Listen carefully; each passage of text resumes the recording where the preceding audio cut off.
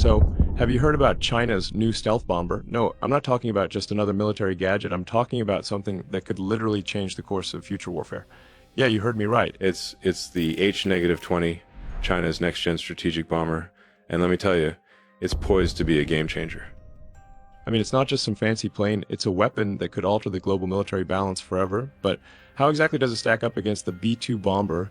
And more importantly, how did China even get the technology to make this thing? All right, let's break this down. China has been working hard to close the military tech gap with the US for years now, and let's face it, they've been playing catch up. But they didn't do it in the usual way, no. They went straight for the jugular, cyber attacks. In 2014, they launched one of the biggest cyber heists in history. They stole 620,000 classified US military documents. It was a hit against companies like Boeing, Northrop Grumman, and more. They got their hands on F-35 and F-22 fighter designs, missile systems, even nuclear submarine schematics. And what did they do with all that info? They built the EH-20, of course. But you know what?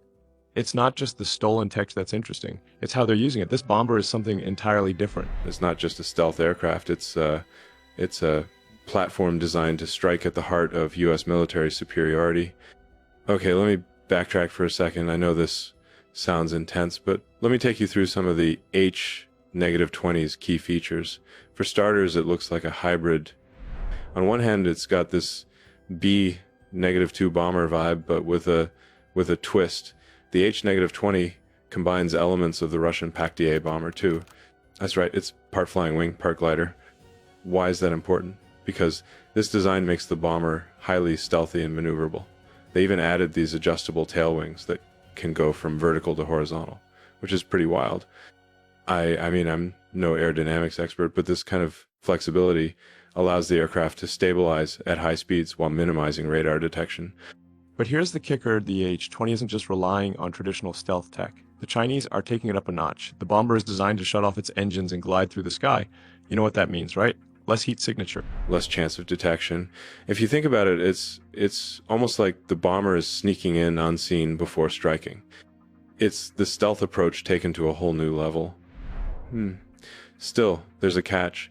The bomber's engines, well, they're buried deep inside the body of the aircraft with serrated exhaust to break up the heat. Sure, it sounds cool, but the big question is whether this stealth tech is as good as the US's B-2. I'm not convinced yet, but it definitely shows they're trying to level the playing field. Let's talk about payloads. The B-2 is a beast when it comes to carrying heavy ordnance. It can carry 20 tons of bombs, missiles, anything you need to turn the tide in a war. The H-20, it's still not clear how much it can carry, but estimates range for. If that's true, this bomber could pack a punch. And while China's weaponry isn't as refined as the US's, the H-20 could still hold its own in terms of striking power. Okay, but here's the real question. What does this mean for global military strategy? So China's been playing this game for years now. They've been strengthening their position in the South China Sea, building islands, fortifying them with military bases. They've even started experimenting with anti-ship missiles, cyber warfare, and of course space-based technologies. The US has been doing its best to contain China within this so-called first island chain, but with a bomber like the H-20, that plan might not work anymore. Think about it, IDD, with a range of 500 kilometers, the A-20 could potentially hit US military bases in Japan, South Korea, and even Guam without ever needing to get close to American shores. Sure, the US has its own stealth bombers, but the real kicker here is that China is positioning itself to strike fast and hard. And it's not just about the payload, it's about how quickly they can strike before the US can respond. That's how you win a war. But am I underestimating the US? Could they have countermeasures in place to neutralize the H-20? I've got to say, the US military isn't just going to sit around and let China take the upper hand. It's no secret that the US has a robust network of satellite surveillance, infrared sensors, and radar systems. That's a huge advantage. And don't forget, the US has aerial refueling capabilities that China still lags behind on. So yeah, China might have a stealth bomber, but the US has the systems to track and neutralize it before it gets too close. In the end, will the H-20 change the face of warfare? Maybe, maybe not. The truth is, China has certainly closed the gap in terms of military technology, but they still have a long way to go before they can outmatch the US military. Still, I won't deny this. China's pushing the envelope, and that means the rest of us have to step up our game too. Because if we don't, who knows what happens next? Maybe the next global conflict won't be decided on land or sea, but in the skies, with bombers like the H-20 leading the charge. So what's my take? Well, the H-20 is a serious threat, no doubt, but it's not the end of the story. It's just one chapter in an ongoing arms race that's getting harder to predict every day. So let's bring this back down to earth for a second. The whole H-20 thing is big, no doubt, but it's also just a part of the bigger picture. I've been thinking about it a lot lately. What's really going on behind the scenes here? It's not just about bombers or stealth tech, it's about something much bigger, something that transcends any one piece of technology. China's not just playing catch-up in military tech, they're playing the long game.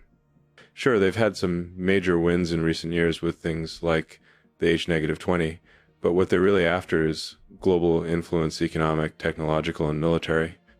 The H-20 is a step in that direction, but it's not the end game. The end game is control. It's about rewriting the rules of international power. But here's the thing that most people overlook. The military might be the most visible sign of China's rise, but it's the other stuff that's even more dangerous.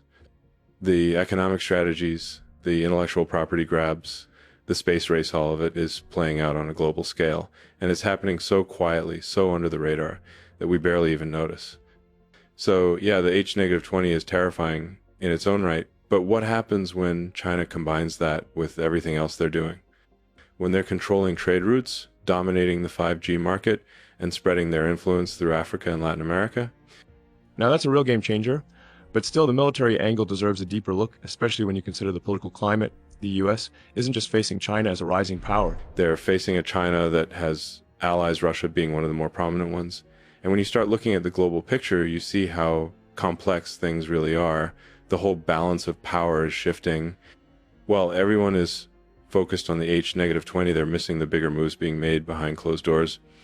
So what can we do? How do we respond to this? I keep asking myself that. We can't just sit back and hope things stay the way they are. Technology is moving too fast. The US military, for all its might, can't just rely on its past successes. It needs to innovate faster, smarter. The US is playing defense right now, but it has to start thinking about offense again. Innovation is the answer, just like it always has been. We've always been good at being first. We've led the charge in everything from space exploration to the internet to electric cars. Why stop now? And then there's the issue of alliances. One thing that's often forgotten in the equation is how alliances will play out in this new world order. The US has its NATO allies, but China has its own network of relationships. Some obvious, some not so much. It's going to take more than just a few good aircraft or defense systems to shift the balance back to the West. It's going to take a global coalition that can address not only military threats, but also economic, technological, and cyber threats. At the end of the day, it's not just about building better bombs or faster planes. It's about creating a world that's designed for peace, stability, and cooperation. And that's where we get to the real question. Who can lead that effort? Who has the vision to put everything on the table and say, this is the way forward? Is it going to be the US with all its technological might and military prowess? Or is it going to be China with its economic strategies and ambitious goals?